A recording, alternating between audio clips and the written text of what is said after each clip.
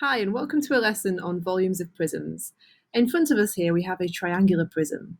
We can see that it's got a base length at its cross-section of 24 meters. It's got a height here of 7 meters, and it's got a length here of 22 meters. So we know from our previous lessons that to find the volume of this relies on us being able to find the area of the cross-section, and then once we know that, multiplying it by the length. Now we identify the cross-section as being the shape that is sort of maintained across the whole of the shape. So if we were to cut it here, we would also get that same shape, and we get exactly the same shape on the other end as well. That's the cross-section. That's what we have to find the area of. Definitely not this rectangle here, for instance. Okay, so if we were going to find the area of a triangle, we know that that's going to be base times by height divided by 2. Okay, so overall, we're going to do the base times the height divided by 2, okay, for the area of the cross-section, and then times that by the length, okay? In general, the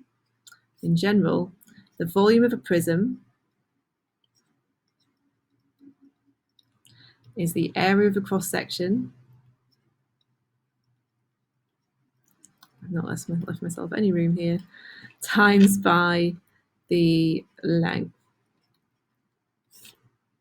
Sorry. Okay, so base times height divided by 2 times by the length here. So volume is going to be 24 times by 7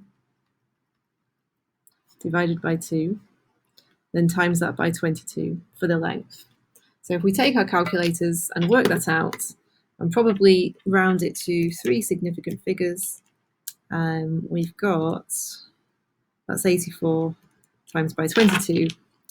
So we get an answer of 1,848. Then we look at the units. Now the length units were meters, so now we're in volume, it's going to be meters cubed. Okay, all right. That was for a triangular prism. Now this very messy generalization here, volume of a prism is the area of the cross-section times the length. It holds for any type of prism. Here's another prism, a cylinder. What shape is its cross-section? It's a circle, of course. We've got the same circle on the other end. So if we know that the volume of the prism is going to be, I'm going to be a bit neater this time, the area of the cross-section times by the length, then we're going to go ahead and do that now. Okay, so the area of the cross-section, now in terms of a cylinder, the area of a cross-section is a circle, so that's going to be pi r squared. And we're going to multiply it by the length. Okay, so if I now give you some measurements, going from the center to the edge here, okay, this is the radius, this is 8 meters. And the length, I'm also going to tell you, is 15 meters. Okay, so can we now find the volume of this? The volume is going to be pi times by 8 squared times by 15, which is going to be equal to, using a calculator now, to 3,015, I'll just round it to 1 decimal place, 0.9 meters cubed. So just use your calculator. Obviously use the pi button for accuracy. Okay, all right, and that's to 1, rounded to 1 decimal place. Let's look at another example. Here we've got a radius of 3.8 and a height of 11.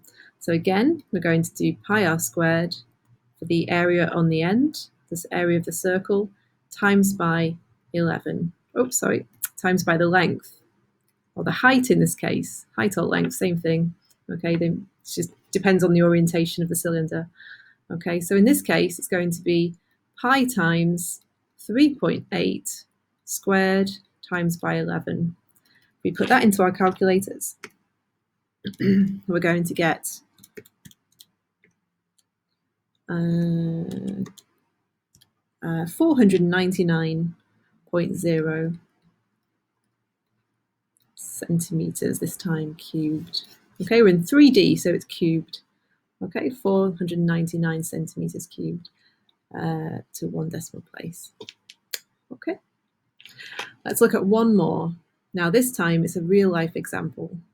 So we've got a tin of tomatoes. Okay, this time I'm not telling you the radius, I'm telling you the diameter. So that's across the whole width of the cross section going through the center.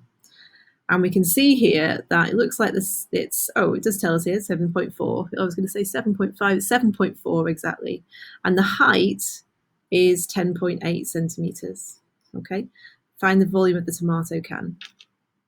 Now, the volume formula relies on knowing the radius, and we don't know the radius yet, but we do know the diameter. So there's the volume formula. So we find the area of the cross section, we times it by the height. In this case, we don't know the radius, but we do know the diameter. So half of the diameter, remember, going from the center to the edge, not the whole way, just half of it, that's the radius. And the radius in this case is going to be 7.4 divided by 2, which is 3.7. Okay, so if we put that into the formula now, it's going to be pi times 3.7 squared times by the height 10.8. And that's what I need to put into my calculator. So pi times 3.7 all squared times by 10.8 gives me an answer of 464.5, and the unit centimeters cubed for volume to 1 decimal place. Okay, so I hope there are a few straightforward examples of how to find the volume of, first of all, triangular prism, okay, going through the general formula for the volume of a prism, which is to find the area of the cross section, times it by the length, and then extending that to finding the volume of a cylinder. The area of the circle on the end is pi r squared, and then just times it by the length or the height. Hope that's nice and clear. Good luck with the work.